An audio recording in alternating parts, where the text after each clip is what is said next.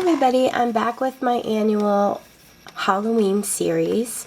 It's called the 13 Haunted Projects of Halloween. I think this is my I want to say this is my third year doing the series. But for those of you that don't know, I do one Halloween project each week for 13 weeks leading up to the week of Halloween.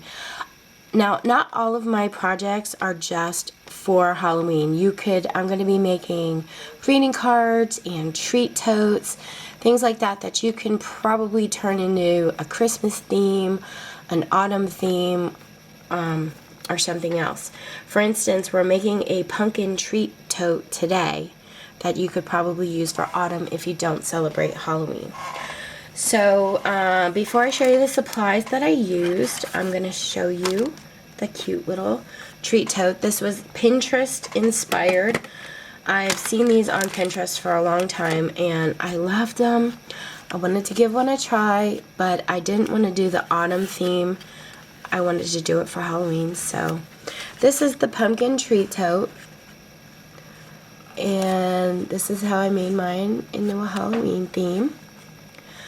I used some autumn leaves, made a flower here, punched out Happy Halloween, used a spider web and one of my spiders. Okay, I'm going to show you all the supplies. Oh, there's a glue string there. I'm going to show you all the supplies I used, but it's a cute little treat tote. If you didn't want to do the Halloween theme, just don't use the black ink. Maybe use a brown vintage type ink, like maybe the tea dye stain, and then don't use the Halloween stamp, just decorate it with autumn, but you could probably still use the leaves and the stem. Okay, so let me show you the supplies I used. For the flower, I used these two punches from the Paper Studio, just punched them out, layered them up. I used this stamp set here. And I never saved the wrapper for the stamp set, so I can't even tell you who the stamp set's by, but I used the Happy Halloween sentiment here for this one. I used a doily die from Cheery Lynn Designs called Spiderweb, and it's DL162 if you all are interested. I love this spiderweb. It's a little tricky to cut out like the middle. You have to use a shim sometimes, but it really comes out so beautiful. Let me show you how pretty that is. Isn't that cool? Such an awesome die. I love that. And I used, for my leaves, I used these Cuttlebug autumn leaves, and for the embossing of the scallops, I used this embossing folder. It's kind of got swirls, and I don't know if there's a name. No, it doesn't say. If y'all can see like the swirls in it, it's really pretty. And the die size that I used was from the Classic Scallop Circles large die set, and I used the largest one. Now, if you don't have a die and you want to use your Cricut, this die measures, let me get my glasses on, approximately from scallop to scallop 4 1/4 inches. So I'm thinking you'd need to do yours 4 1/4 on the Cricut, or your Silhouette, whatever you're using. Okay, so what you're going to need to start out with is 2 of these cut out. Okay, and then I ran them through with my embossing folder, and I've already inked one up, but I'm going to show you how I inked this one up. Okay, so you're going to need 2 of these. You're going to need, for your stem of your treat tote, you're going to need a size cut out at 3 1/2 inches by 1 inch wide. And then you're also going to need a paper for your box that measures 5 1/2 by 5 inches. So let's get started doing the box. The box we're going to line up on our scoreboard at 5 inches. Okay? Line it up at the 5-inch mark, and you're going to score at 2 inches and again at 3 inches. And then you just want to turn it and line it up at the 5.5 inch. And you're going to want to score it at 1 inch on this side, flip it around, and score it 1 inch on the opposite side. So you should have something that looks like this. Set my scoreboard aside and get out my scissors. And we're going to fold up our score lines. This is such a cute little treat tote to give to your friends or co-workers with a couple candies in it. They'd even be cute to package up with a couple treats inside and maybe put them in the plastic bags like these, the Celebrate It bags, and sell them at your craft shows too. Okay, so once you have all of your lines folded, we're going to cut up on these 2 lines here to meet up at the score line going across. So just cut this tab. Don't cut anything out, just cut the tabs.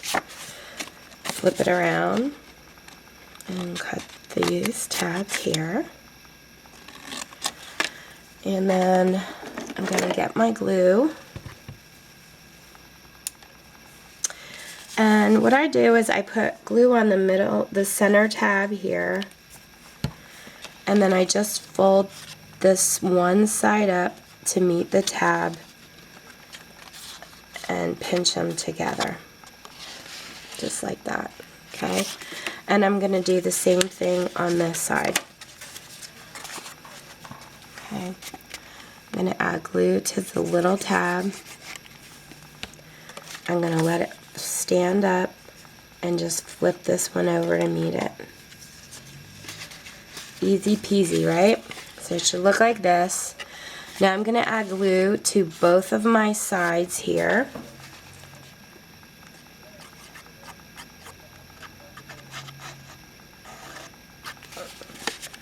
Turn it around, and I'm going to add glue to this side.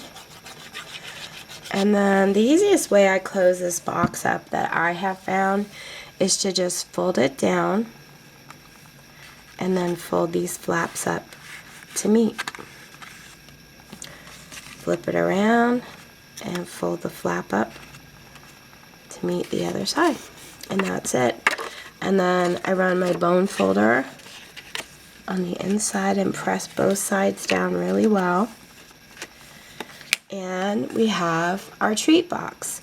So we're going to set this aside.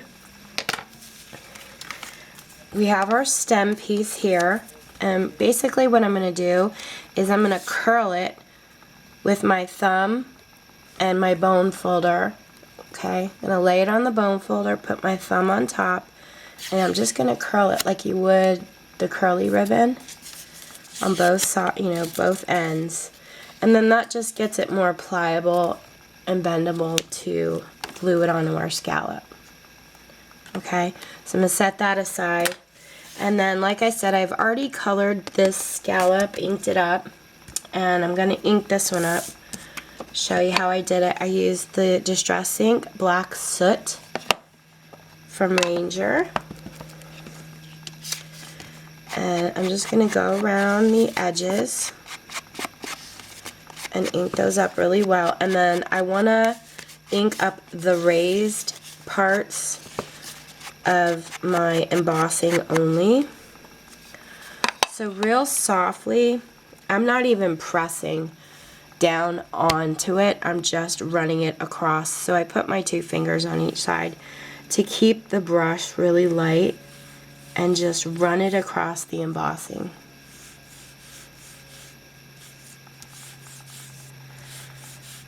And that way I'm not pushing down and getting it into the other areas of the pumpkin. Just really lightly bringing out all the embossing in the pumpkin. Okay, I'm still going to keep my ink here because we're going to cut these two pieces off. And I'm going to show you how I did that. Let me get my scissors. And then I'm going to want to ink up the bottom again. So to get this, you want your scallop to be flat here for your box. So you're going to want to cut some off of this circle. So basically, I made sure I had 2 down on the bottom, and I counted 2, 4, 6. Okay, so I'm going to do it sideways. 2, 4, 6, and I'm going to want to cut that little tab off right there. You could line this up in your cutter, but I just do it with my scissors. So 2, 4, 6. Line it up straight across. 1, 2, 3, 4, 5. 3, 4, 5, 6. Okay. Put my thumb up here so I know where I'm cutting. And just cut that straight across. Okay, so you should have a little piece that only has 6 little scallops on it. And then for your next one, you could just line it right up and, you know, use that as your template here and cut straight across, or you could count the 6 scallops again. That's up to you. Okay, let me cut those off. And now we're going to get ready to glue them onto our box. So I'm going to run glue. Oops, got a little bit on the bottom there. I'll just wipe that off. And run glue on my box, sit it up, and then I'm just going to line this up with it. Make sure it's nice and centered. Look at it this way, make sure it's centered. And then press it down. And the same thing on this side. Glue around the edge here, a little in the middle. Stand it up. I'm just going to butt this up against the box and kind of line it up with the other scallop on this side. Make sure it's lined up nice and even. And then press down on the inside of the box. Okay? So now that that's all glued, I'm going to glue my stem on the inside. A little bit of glue here. And put those right in the center. Try and line that up as best I can.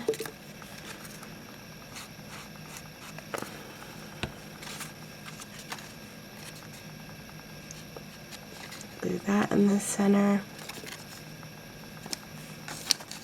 Okay, so now as you can see on this one, I didn't use the whole spider web, I just cut a piece off.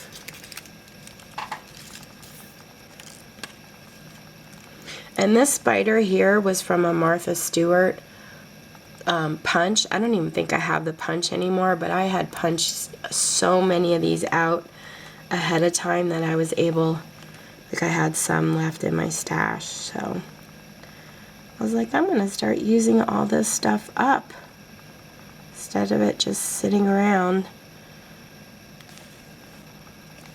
I'm running glue on my spider web. And you guys can decorate these however you want. I'm just kind of walking you through how I did mine.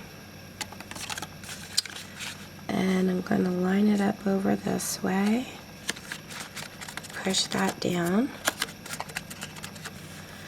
And then I laid this down kind of flat here and laid my leaves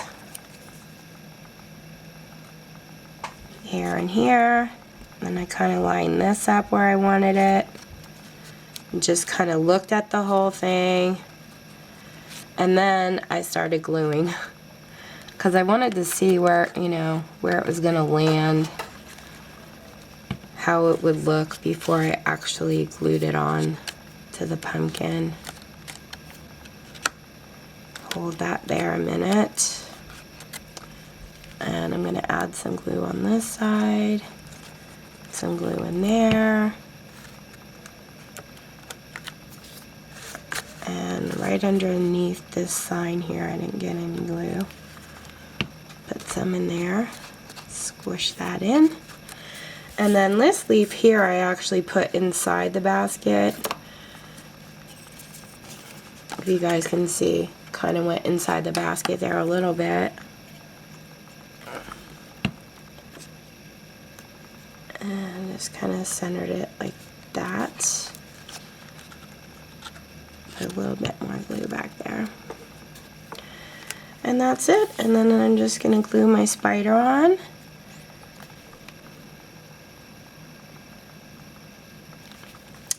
And that completes our first Halloween project for this series. Now I can fill them with candy. So I hope you guys have fun making yours, and if you have any questions, let me know, and stay tuned for number 2. Thanks for watching. Take care.